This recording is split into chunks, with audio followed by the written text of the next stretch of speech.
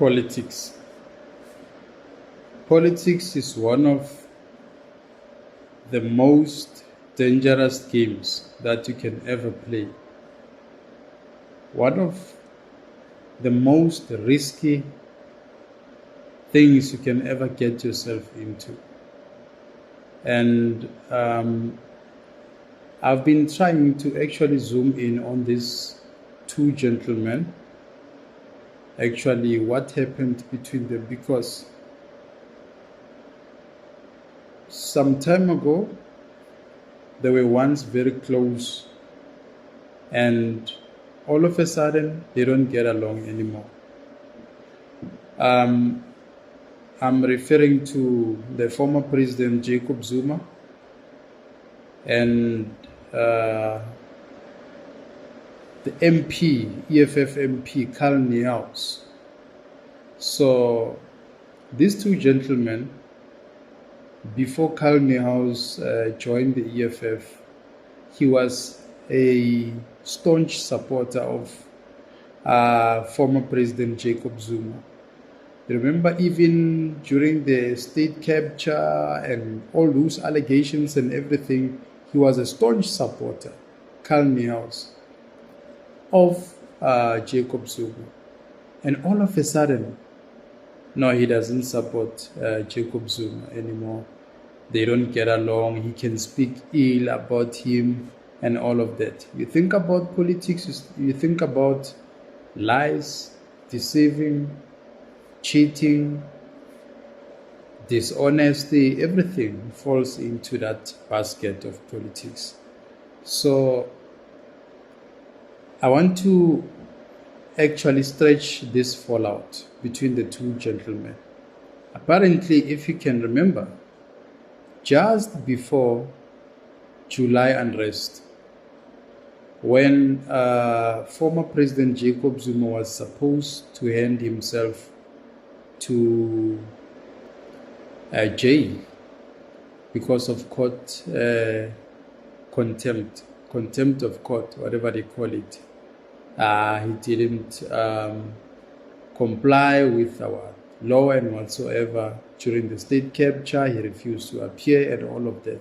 So Julius Malema went to Nkandla to actually discuss with Jacob Zuma that they want to move from ANC to endorse EFF so that they can formulate a stronger combination so they can push Ramaphosa out, because Jacob Zuma didn't like Ramaphosa. He still doesn't like Ramaphosa. These are two political rivals from a long time ago. In some way, Cyril Ramaphosa managed to maneuver around to come back into becoming the president of the African National Congress and the state president. So when they were there, Julius Malema and Floyd, when they were there in Nkandla, they were actually discussing about this issue of President Jacob Zuma and all his supporters to join the EFF. That's why you see many former MPs, former ministers who were actually in the ministerial positions when Jacob Zuma was still a president. We saw the likes of Mzwane Lemani going to EFF, many of them anyway. Busisiwe Mkhwebane also was part of, the syndicate. And apparently, the former president Jacob Zuma betrayed them because they had an agreement that he is going to join the EFF. He's going to pull his masses into the EFF. And by the way, if you look at this issue, if Jacob Zuma joined the EFF, Julius Malema, and pulled his masses into joining the EFF would have easily gotten something like 30-35%. So they would at least be in government by now. That is why you see people like Floyd Floyd is someone who wants to be a minister or someone of a senior position in government. As a matter of agency, he is rushing into becoming, he wants convoy. So, sometimes people get politically confused. And because of prioritizing their personal agendas, they end up moving around. He might move the next day from MKP to another and all of that. So what happened basically there is that Jacob Zuma betrayed them. Instead of him joining the EFF, he actually formed MKP. So that made a lot of comrades, and that's why now you have these progressive caucuses and all of it. It started long time ago, before the July unrest. Well, Jacob Zuma went to prison, and there was 2021 July unrest and all of that, and he came back, and 2023 16th of December he now endorsed MKP because they have not been aware, the other comrade, they have not been aware that actually this new baby on the block, MK, belongs to Jacob Zuma. I want to talk about Jacob Zuma's character. Jacob Zuma is someone you cannot trust. He's someone who is a betrayer. He's someone who you can discuss and agree that you're going to do something, and all of a sudden he makes a 360-10. That's Jacob Zuma for you. So Carl Nehauis knew that, okay, Jacob Zuma, we agreed now that we are going to join EFF so that we can push this ANC of Ramaphosa out. He made a U-turn. And Carl Nehauis is someone who's very much principled. If you listen to all his interviews and everything, he's someone who's very principled.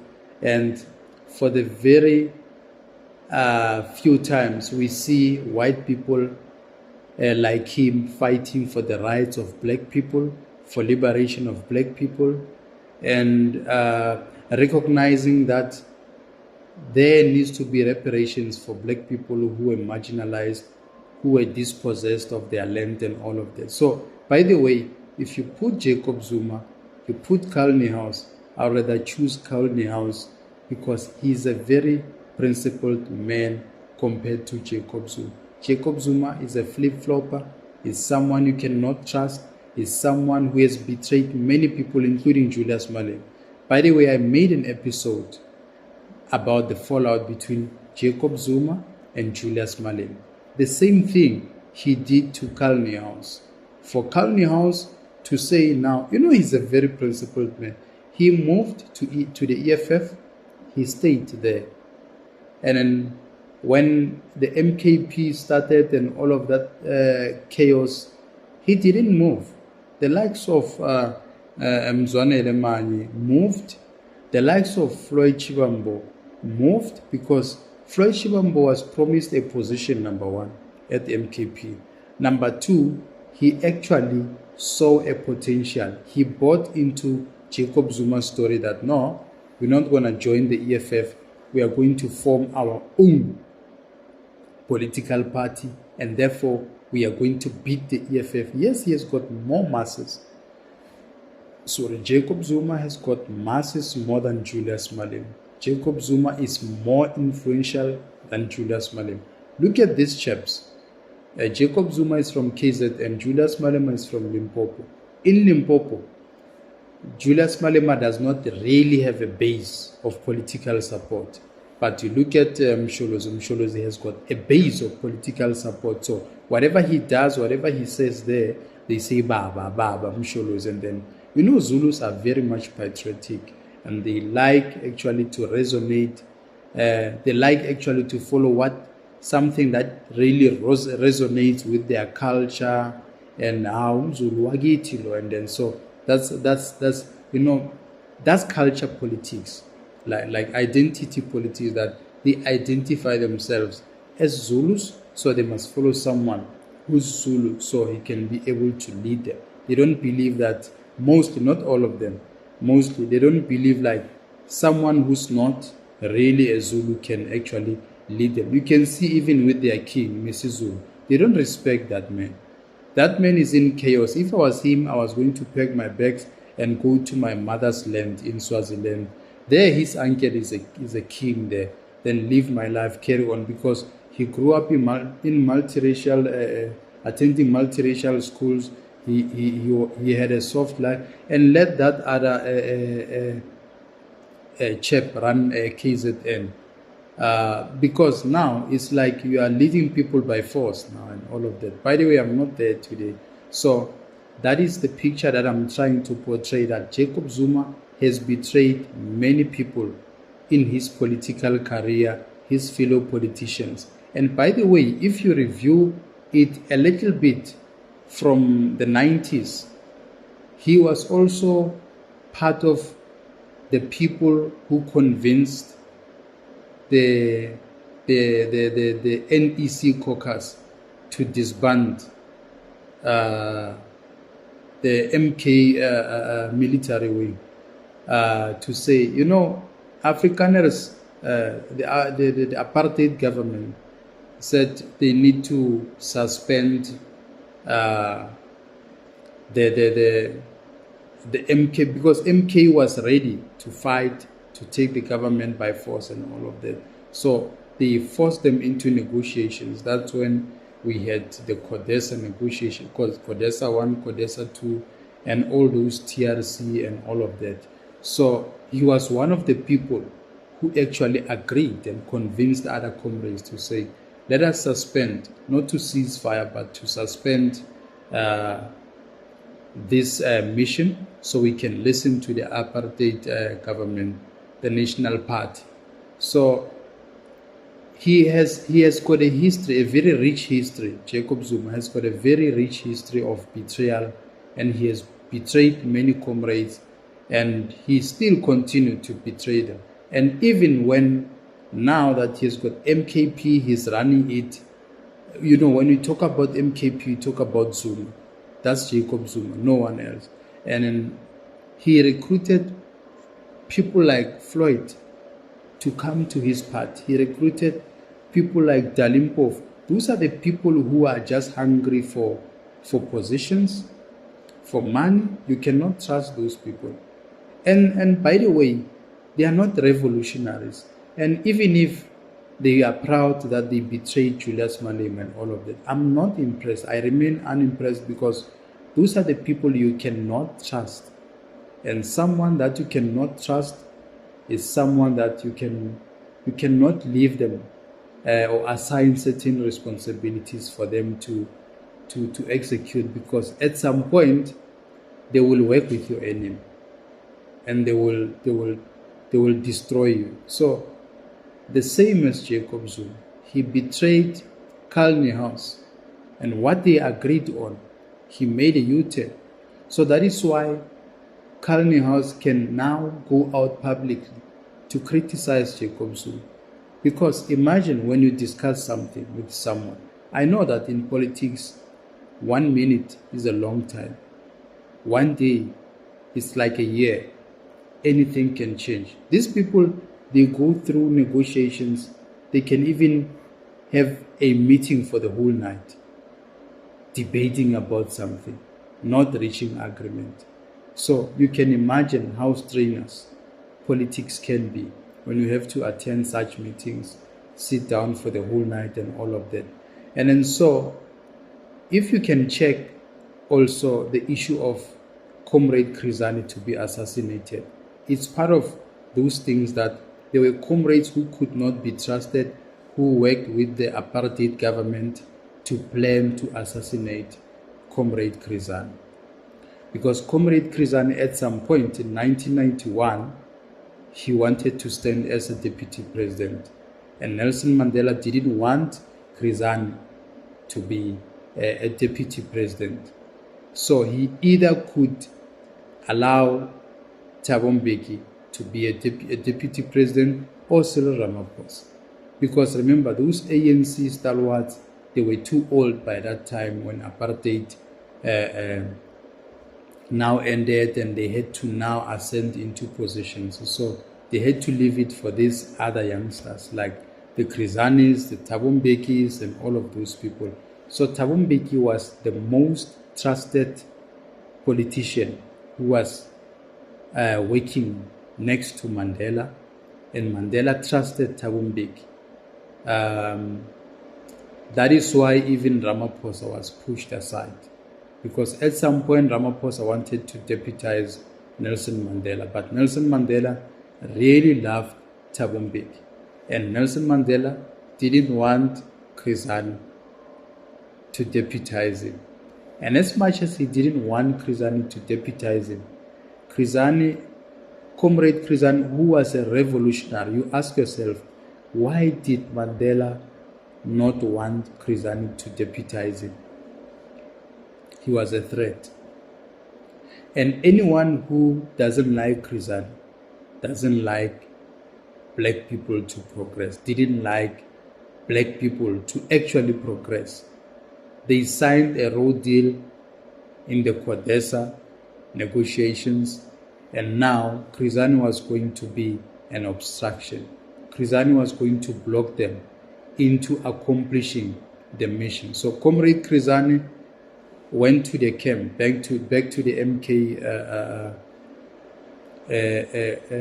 soldiers to say, we are not going to suspend this mission. We need to go on. We need to carry on with this mission to topple the ANC, the apartheid government.